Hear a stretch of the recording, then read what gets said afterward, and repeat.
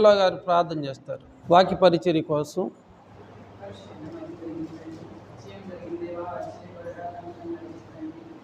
అపారమైన ప్రేమ కలిగిన తండ్రి, మీ పాదశక్తి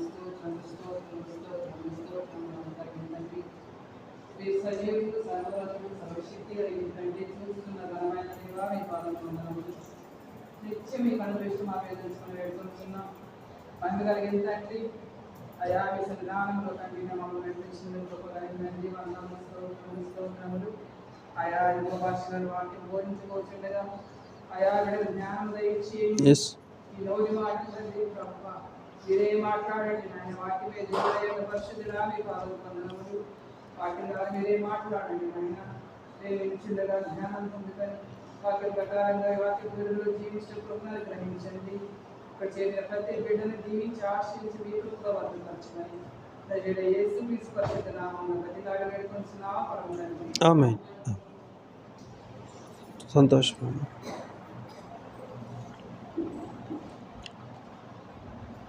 దేవుడు గడిచిన మాసం అంతా కూడా ఆయన బలిష్టమైనటువంటి రెక్కల మాటను మనల్ని భద్రపరిచి సజీవులుగా ఆరోగ్యవంతులుగా చేసి ఈరోజున ప్రభు సన్నిధిలో మనం అందరం కూడా ఉన్నాం. దేవుడు మన జీవితాల్లో చేసిన మేలులు చెప్పలేం, కోకొల్లలుగా ఉన్నాయి. 1, 2 కాదు. ఈరోజుకి దేవుని యొక్క కృపలో మనం బలవంతులుగా ఉంటున్నాం. హల్లెలూయా. మంచిది. కొద్ది సమయం దేవుని యొక్క మాటలు విని ఆశీర్వదించబడదాము. 6వ అధ్యాయము 8వ వచనాన్ని చూద్దాం. అయితే నోవహు యెహోవా దృష్టి యందు కృప పొందినవాడాయును. చదవబడిన లేఖన భాగములో నోవహు దేవుని యొక్క కృపను పొందుకున్నాడట. దేవుడు భూమి ఆకాశములను సర్వలోకమును మంచి ఉద్దేశంతోనే కలుగు చేశాడు. రాను రాను ప్రజలందరూ కూడా దేవుని యొక్క ఆజ్ఞను అతిక్రమించి ప్రతి ఒక్కరూ పాపం చేస్తూ ఉన్నారు. నోవాహు దినాల్లో ఏమాత్రం ప్రజలు దేవుని భయం లేని వారుగా ఉంటూ ఉన్నారు. విచ్చలవిడిగా పాపం చేస్తూ దేవుని భయం బొత్తిగా లేకోకుండా జీవిస్తున్నటువంటి వారుగా ఉన్నారు. అయితే ఆ దినములలో నోవాహు దేవుని కృపకు పాత్రుడయ్యాడు. నోవాహు దేవుని యొక్క కృపను పొందుకున్నాడు.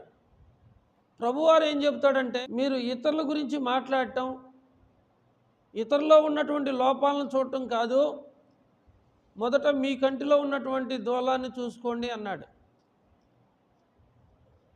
అంటే మన హృదయాన్ని దేవుని ఎదుట పరిశుభ్రంగా ఉంచుకోవాలి. ఆనాటి దినాల్లో ప్రజలు ఏమాత్రం దేవుని భయం లేకోకుండా, వాక్యానుసారంగా లేకోకుండా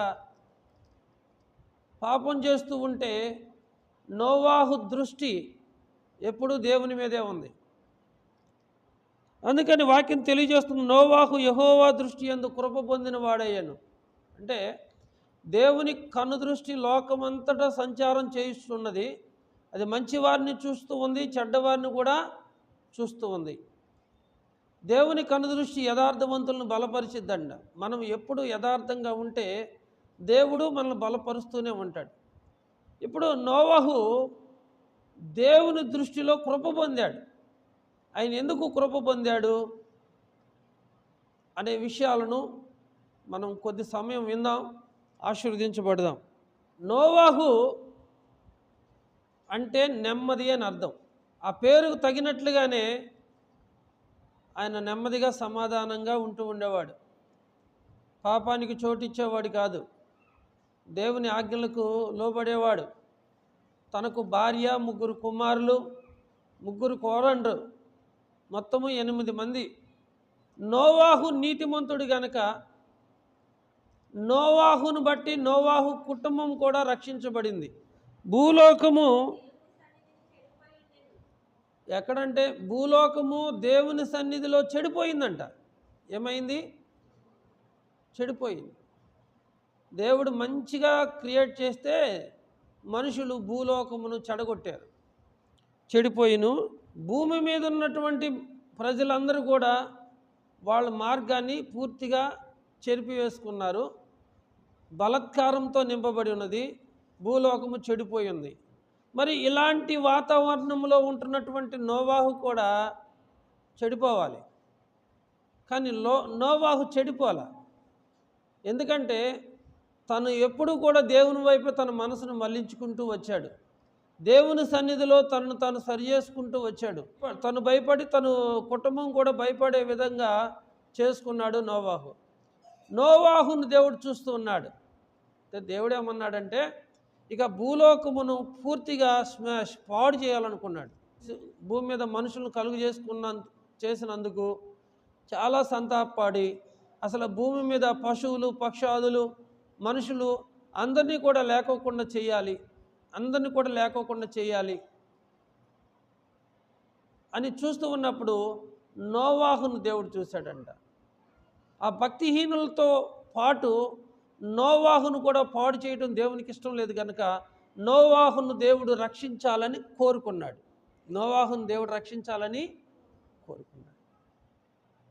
ఎందుకంటే పాపాత్ములతో నీతిమంతుల్ని దేవుడు నశింప చేయడు.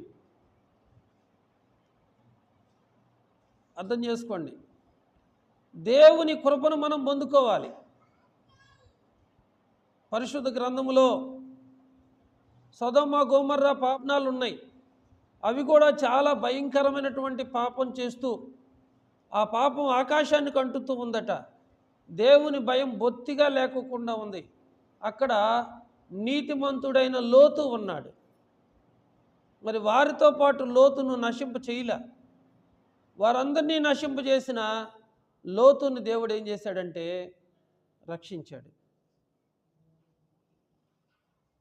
అలాగే దేవుని యొక్క కనుదృష్టికి మనం నీతిమంతులుగా ఉండాలి. మనం మనుషులు ఎదుట నీతిమంతులుగా కనబడాలని నానా విధమైనటువంటి ప్రయత్నాలు చేస్తూ ఉంటాం. ఎవరికో ఏదో సహాయం చేస్తున్నట్టు, ఎవరికో ఏదో ఇస్తున్నట్టు, మనుషులు మనల్ని మంచివారు అనుకోవాలని, మనల్ని నీతిమంతులుగా అనుకోవాలని మన ప్రయత్నాలు అనేకమైన మనం చేస్తూ ఉంటాం. కానీ ఒక్కటి చెబుతున్నాను, దేవుని కనుదృష్టిలో మనం నీతిమంతులుగా ఉండాలి. నోవాహు నీతిమంతుడిగా ఉన్నాడు. హల్లెలూయా. లోకము చెడిపోయింది, భూమి బలత్కారంతో నింపబడి ఉన్నది. సమస్త శరీరులు వారి వారి ప్రవర్తన పూర్తిగా పాడు చేసుకున్నప్పుడు నోవాహుతో దేవుడు మాట్లాడుతున్నాడు. ఏం మాట్లాడుతున్నాడు చూడండి, 13వ వచనం. దేవుడు నోవాహుతో సమస్త శరీరుల మూలంగా భూమి బలత్కారముతో నిండి ఉన్నది గనుక నా సన్నిధిని వారి అంతము వచ్చి ఉన్నది. ఇదిగో వారిని భూమితో కూడా నాశనం చేయుదును. ఈ మాట ఎవరికి చెప్పాడు? మీరు బాగా అర్థం చేసుకోండి. నోవాహుతో చెప్పాడు. నోవాహుతోనే ఎందుకు చెప్పాడు అంటే మీరు ఒక మాట జాగ్రత్తగా వినండి. దేవుడు తలంచినటువంటి ప్రతి పని కూడా తన సేవకులైన తన ప్రవక్తలకు తెలియకుండా యెహోవా ఏమీ చేయడంట. తన సేవకులైన ప్రవక్తలకు తాను సంకల్పించిన దాన్ని తెలియచేయకుండా యెహోవా ఏమీ చేయడంట. ఏదన్నా చేయాలి అంటే ముందుగా తన ప్రవక్తలకు, తన సేవకులకు దేవుడు తెలియచేస్తాడు. తన సేవకులు ఏం చేస్తారంటే హెచ్చరిస్తారు, లోకాన్ని హెచ్చరిస్తారు. హెచ్చరికకు లోబడి ఎవరైనా మారు మనసు పొందితే వారిని కూడా దేవుడు రక్షిస్తాడు. హల్లెలూయా. ఇప్పుడు యోనా నీనెవే పట్టణానికి వెళ్ళాడు. ఎందుకు వెళ్ళాడు నీనెవే పట్టణానికంటే ఆ పట్టణం యొక్క పాపం ఆకాశానికి అంటుతూ ఉంది. ఆ పట్టణానికి దుర్గతి కలుగును ప్రకటించడానికి దేవుని యొక్క నామంలో వెళ్ళాడు యోనా. 3 దినాలు ప్రయాణం చేసి ఆ పట్టణానికి దాదాపు 1,20,000 మంది ప్రజలు ఉన్నారట. సువార్త ప్రకటిస్తే ఆ సువార్త ద్వారా వారందరూ మారు మనసు పొందారట. హల్లెలూయా. రాజు మొదలుకొని తిరగలి విసురు దాసి వరకు కూడా గోనె పట్ట కట్టుకొని బూడిదలో కూర్చొని ఉపవాసం ఉన్నారు. పశువులు మేత మేయలేదంట, నీళ్లు కూడా తాగలేదంట. ప్రియమైన వాళ్ళారా, ఎందుకంటే దేవుని యొక్క ఉగ్రత మీ పట్టణం మీదకి రాబోతుంది అన్నప్పుడు ఆ యొక్క మాటలను వారు పరిపూర్ణంగా నమ్మి విశ్వసించి వారి వారి పాపాలను వారి యొక్క చెడుతనాన్ని కడిగి వేసుకున్నారు కనుక దేవుడు చేస్తాను అని చెప్పిన ఆ కీడు చేయకోకుండా దేవుడు వారికి మేలు చేశాడు ప్రియులారా. హల్లెలూయా. ఎందుకంటే దేవుని వాక్యం తెలియజేస్తుంది, తన సేవకులైన ప్రవక్తలకు తాను సంకల్పించిన దాన్ని ముందుగా తెలియజేస్తాడు. నోవాహుకు ఎందుకు తెలియజేస్తున్నాడంటే, నోవాహు దేవుని భయం కలిగిన వాడు, నోవాహు దేవుని ఎదుట తను తాను సరి చేసుకుంటున్నటువంటి మనుషుడు, దేవుని చిత్తానికి లోబడుతున్నాడు కాబట్టి సమస్త శరీరుల విషయమై నోవాహుతో దేవుడు మాట్లాడుతూ ఉన్నాడు. నోవాహు దేవుని సేవకుడు, నిందారహితుడు, దేవునితో నడిచినవాడు. నిందారహితుడు, దేవునితో నడిచినవాడు. చూడండి, కొంతమంది ఏ తప్పులు చేయరు కానీ వాళ్ళ ప్రవర్తన అనుమానానికి దారితీస్తూ ఉంటుంది. వాళ్ళకి ఏ తప్పు తెలీదు కానీ వాళ్ళు విధానం ఎలా ఉంటుందంటే అనుమానానికి దారితీస్తూ ఉంటుంది. అందుకని ప్రభు అంటాడు, మీరు పాముల వలె వివేకులుగాను పావురం వలె నిష్కలంకంగాను ఉండండి అని. అంటే మనకు ఏ పాపం చేయకపోయినా ఎదుటి వ్యక్తికి అనుమానం తెప్పించే పనులు కూడా మనం చేయకూడదు. అలాంటిది కూడా నోవాహులో లేదంట. ఎందుకంటే ఆయన నిందారహితుడు. నిందారహితుడు అంటే నిందలేనివాడు, నింద కూడా లేదు ఆయనకి. దేవునితో నడిచినవాడు, తన కుటుంబాన్ని తను కట్టుకుంటూ ఉన్నాడు. అర్థమవుతుందా?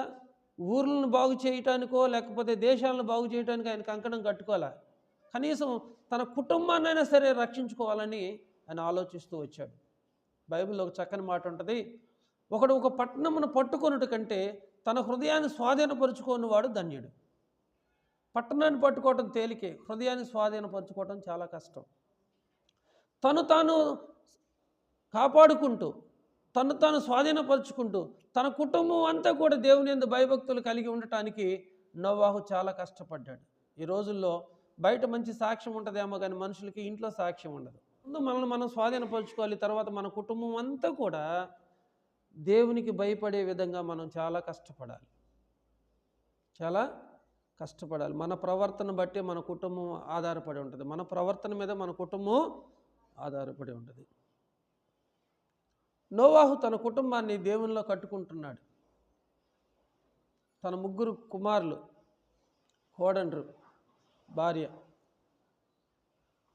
ఆయన మాటకి జవదాటరు.